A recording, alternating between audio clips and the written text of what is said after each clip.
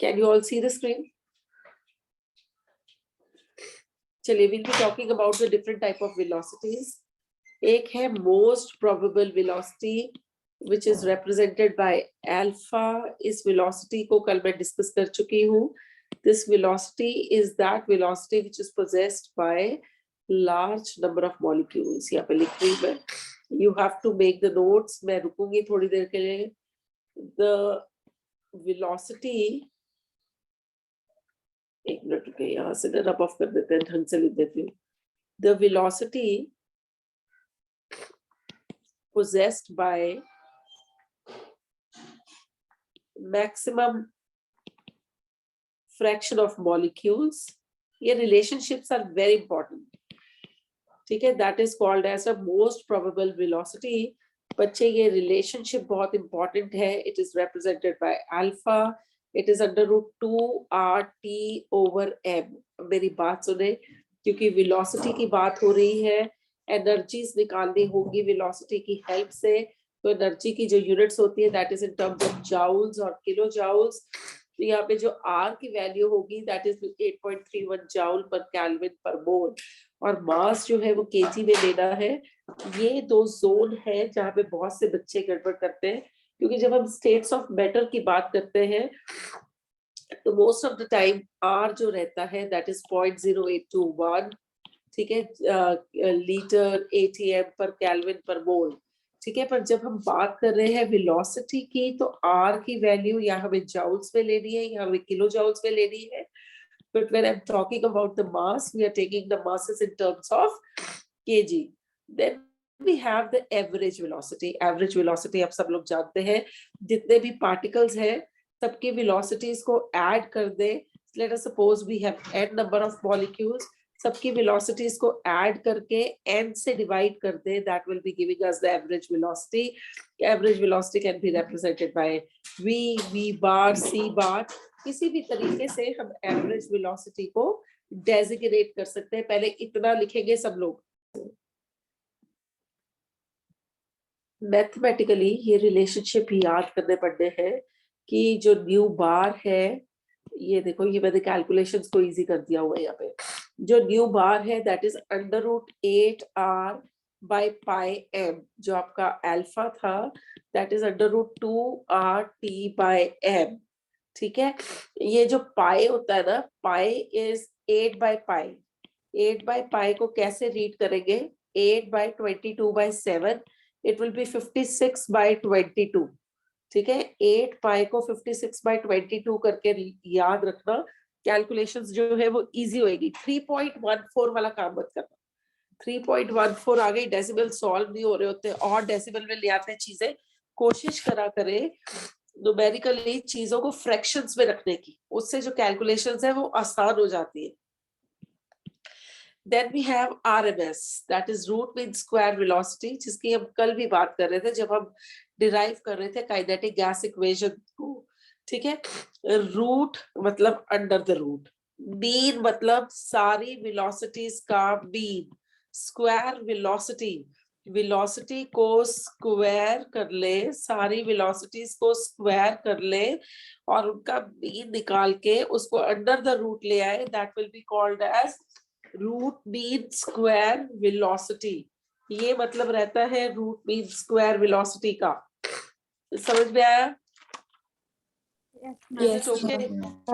अच्छा, एक डेफिनेशन जो है वो मैं एक मिनट के लिए रुकिए. डेफिनेशन जो है वो मैं बता देती हूँ आप लोगों को, ये तो जरूरत है. इट में भी डिफाइंड एज, यहाँ पे लिख दो छोटा सा, यहाँ पे लिख रही हूँ.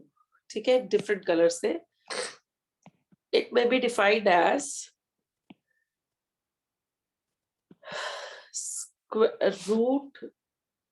square root of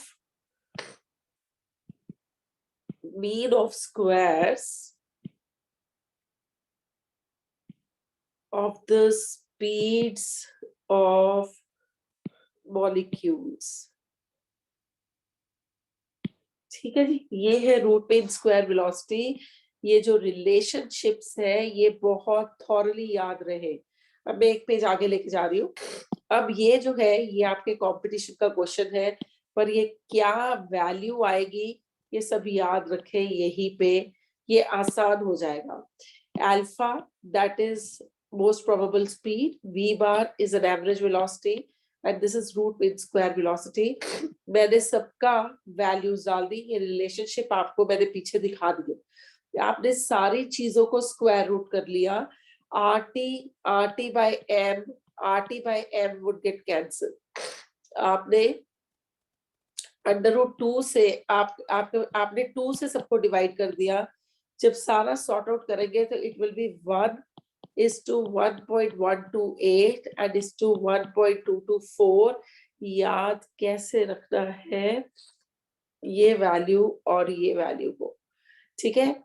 ये छोटा सा रिलेशन जो कॉम्पिटिशन्स पढ़ रहे हैं उनको ये रिलेशनशिप याद हो, जो नहीं कर रहे हैं स्कूल लेवल तक they are not important. Mu bar जो है that is an average velocity, it is related with the root mean square velocity by this way, and alpha that is the most probable velocity is related to root mean square velocity by this relation।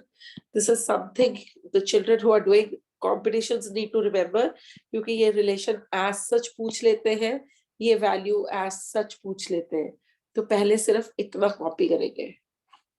Recording board में करते हैं। Question है calculate the average kinetic energy of 2 grams of oxygen at 27 degrees centigrade। आपके पास average energy का formula है that is V bar that is equal to 8/8 RT by pi over m। ठीक है, सारी वैल्यू सब्स्टिट्यूट कर दे। 8/pi को क्या करना है, 56/22। R की वैल्यू जो है मैं डिफरेंट कलर्स लिख रही हूँ, 8.314। ये ब्लंडर नहीं करना क्योंकि ये 2 kg ग्राम में दे रखा है, 2 × 10⁻³ kg कर दे। एंड टेम्परेचर वो सबको पता है 300 केल्विन हमने कर देना है। जब इसको सॉर्ट आउट करेंगे तो इट विल बी 0.0447। जो वैल्यूज आपने गड़बड़ कर दी है ना, वो मैंने हाईलाइट भी कर दी है और वो मैंने डिफरेंट कलर से भी लिख दी है, उनको गड़बड़ मत करे पेपर के अंदर।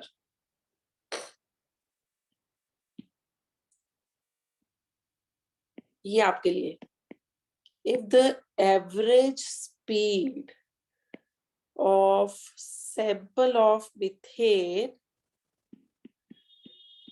at 327 degrees centigrade is x, then at what temperature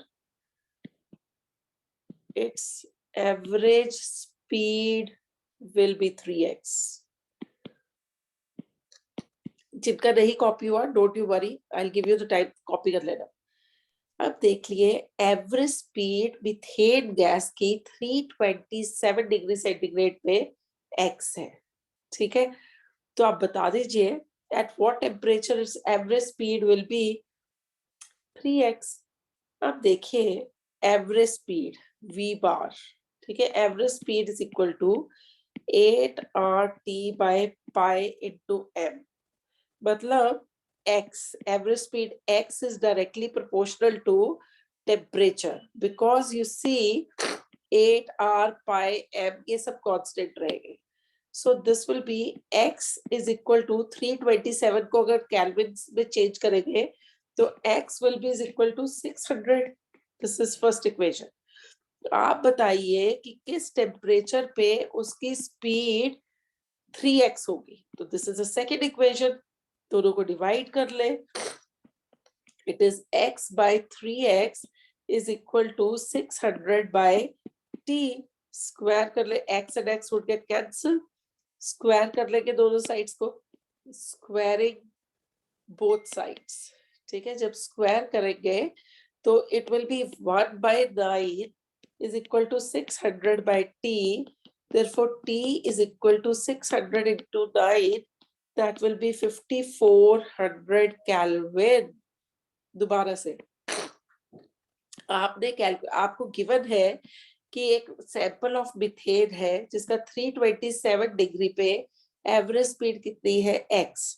अब देखिए एवरेज स्पीड जो है that is directly proportional to temperature, 8R pi m ये सब कांस्टेंट है, और आपने बताना है कितने टेम्परेचर पे उसकी एवरेज स्पीड 3x होगी, तो x is directly proportional to t, t is how much given, that is 327 degree, 327 में 273 ऐड करेंगे तो that will make you 600 kelvin.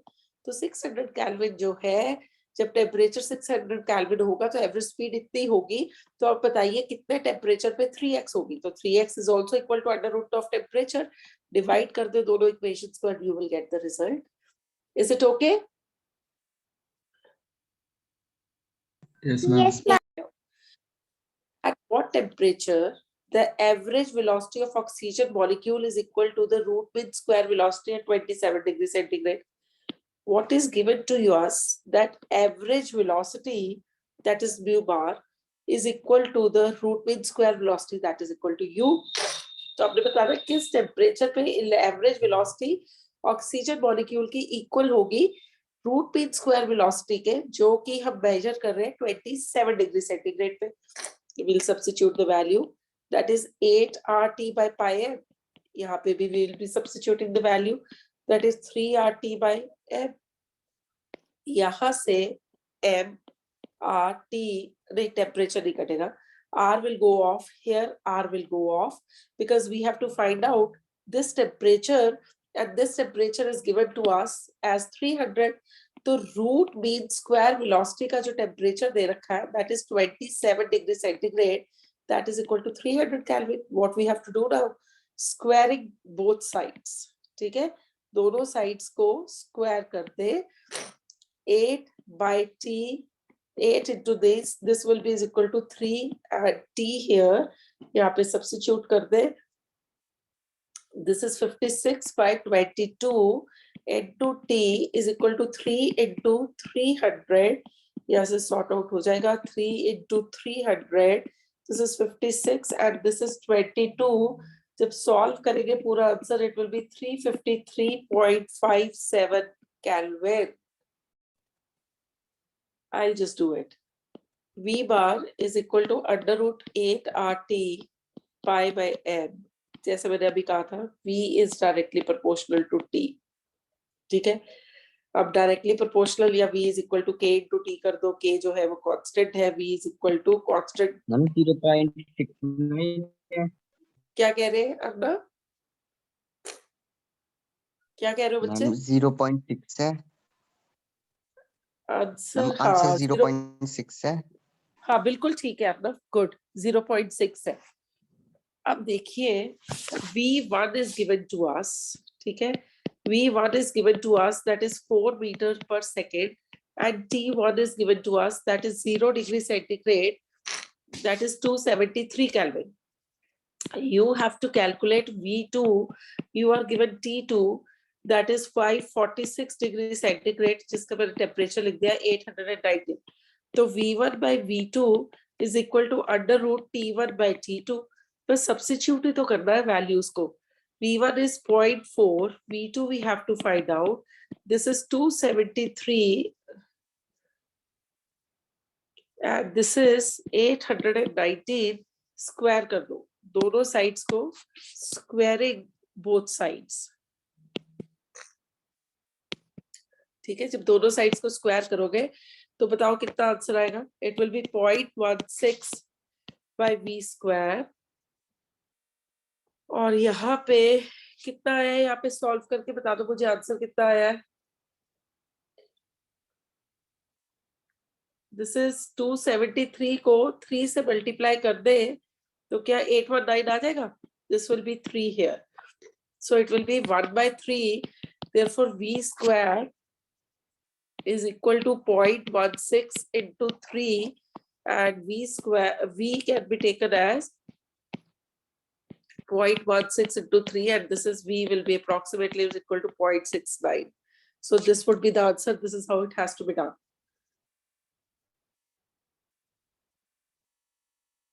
बिल्कुल ठीक है, 4 आंसर आया है, Riya has given the answer, Sachin has given me the answer, ठीक है, 4 आंसर बिल्कुल ठीक है।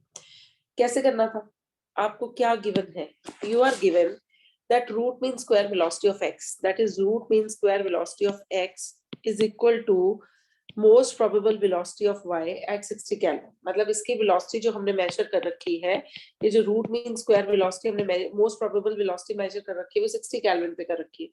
दोनों के फॉर्मूले डाल दें, that is under root 3 RT by m and this is equal to under root 2 RT by m. ठीक है, इसमें r and r would get cancelled and squaring both sides. दोनों sides को square कर दें. अब यहाँ पे excuse me, the mass is given to us. The mass is given to us 40 grams. Okay, यहाँ पे mass मेरे को दे रखा है 40 grams. तो यहाँ से I can put on that value of mass. और therefore यहाँ पे 3 into t and this is m. This is equal to 2 into t by m. यहाँ पे t given है, एक तरफ mass given है. This is 3 and t by 40 and this is 2 into 60 by m. Temperature यहाँ पे 400 Kelvin है. ठीक है, the temperature here given is 400 Kelvin. तो यहाँ से आप solve कर ले. This will be 10 here, this will be 20 here, this will be 5 here. तो जब solve करेंगे पूरा का पूरा तो m की value जो आ जाएगी that will come out to be 4. ठीक है? Yes, ma'am. Yes, ma'am. Easy questions are there. ये पूरा आराम से आप देखें. मैंने जो होमवर्क सेंड किया है उसमें 5-6 क्वेश्चंस है. सिर्फ ये तुम्हारे कॉम्पिटिशन्स के क्वेश्चंस है जो मैं करा रही हूँ. अगर तुम बुक खोल के देखोगे उसमें तो बहुत ही इजी क्वेश्चंस है. ये फिर भी मैंने टफ लेवल जो है वो टच कर दिया. इजी लेवल मैंने होमवर्क के लिए दे दिया. ठीक है, अब बोलिए डाउट्स ऑफ होमवर्क. ठीक है, चार्ल्स लॉ. अब देखिए क्या था. क्वेश्चन लिख रही हूँ. It is desired to increase the volume of gas by 20% without changing the pressure. जब भी आ गया without changing the pressure तो इससे तो एक बात तो क्लियर हो गई कि आपका प्रेशर कांस्टेंट है तो चार्ल्स लॉ ही अप्लाई होगा. At what temperature? तो बहुत इजी था. At what temperature the gas, at what temperature the gas must be heated, right? If the initial temperature of the gas is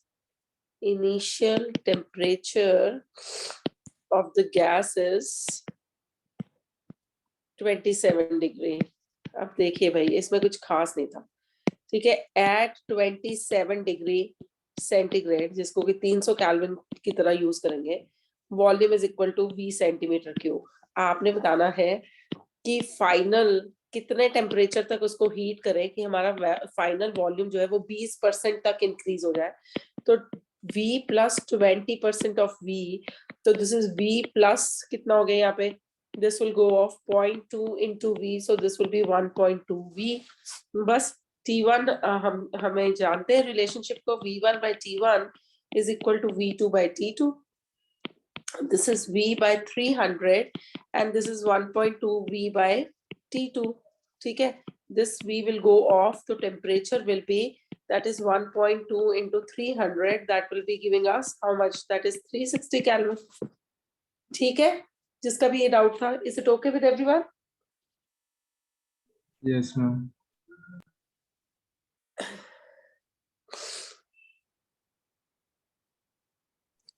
ma'am जो इसके बाद वाला होमवर्क भेजा था आपने उसमें भी 6th क्वेश्चन ही डाउट है.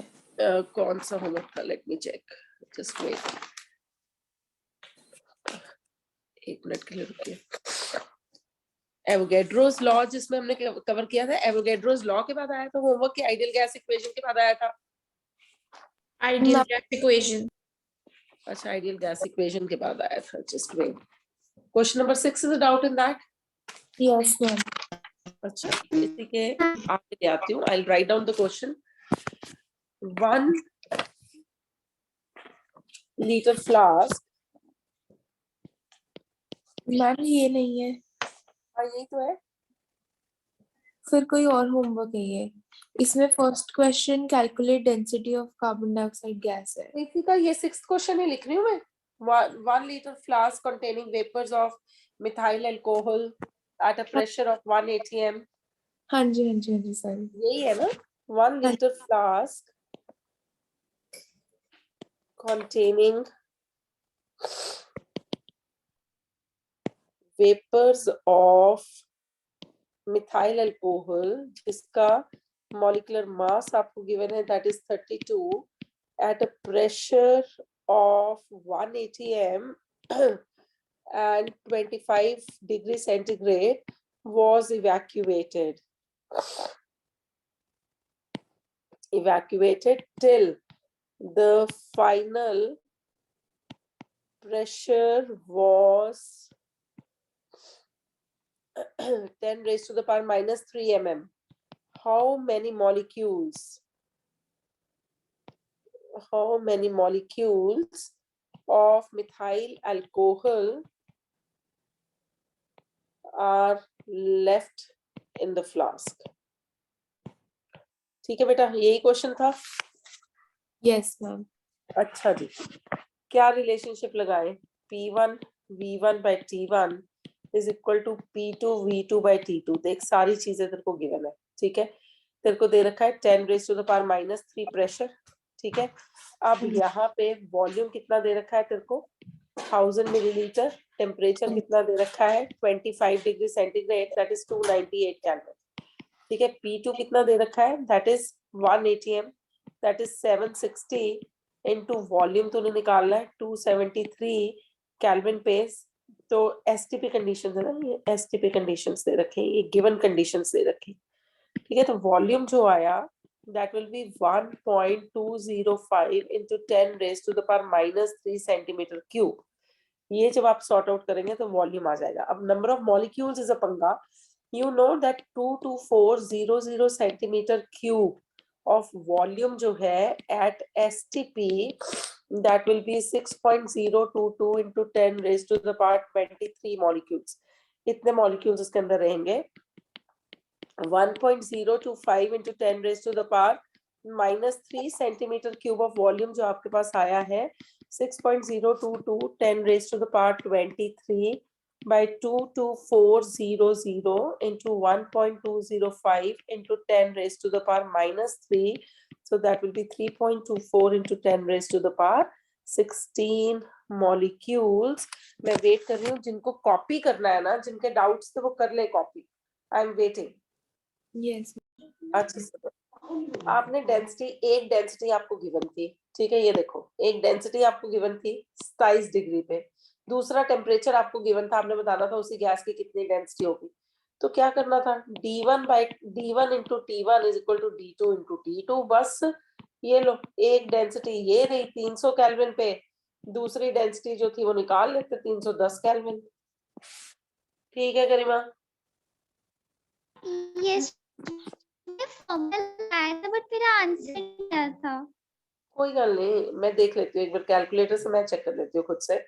0.326 into 300 जब मैं कर रही हूँ, तो it is coming out to be 97.8 and this is D2 into 310.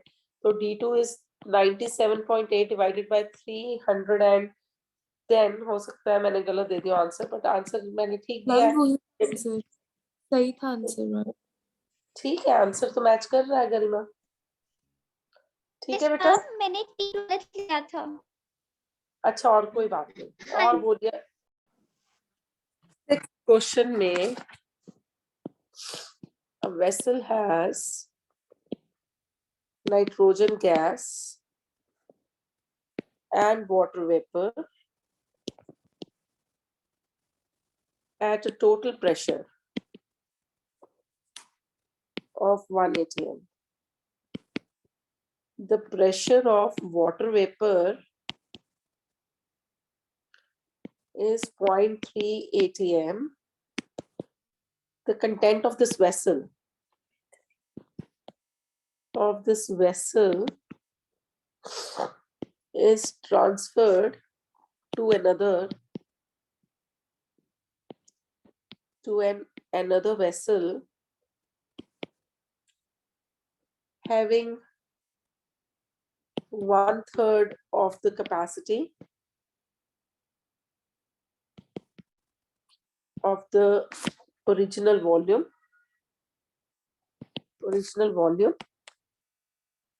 calculate the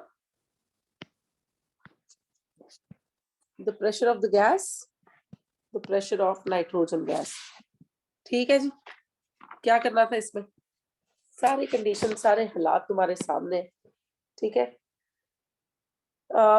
एक ले लेते होते हैं गिवन कंडीशंस यहाँ पे।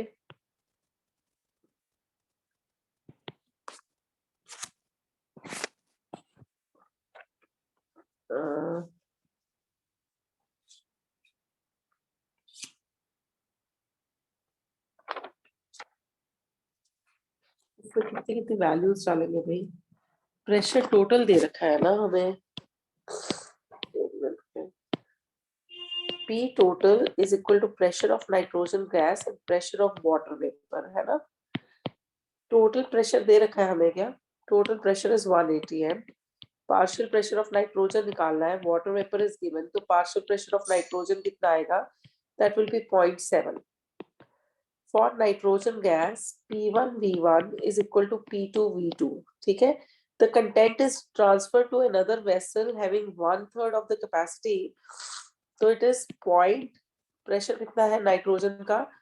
0.7, जबकि वेसल का वॉल्यूम V है, तो आपने बताना कितना प्रेशर होगा जब उसका वॉल्यूम 1/3V हो जाएगा, 1/3 of the volume.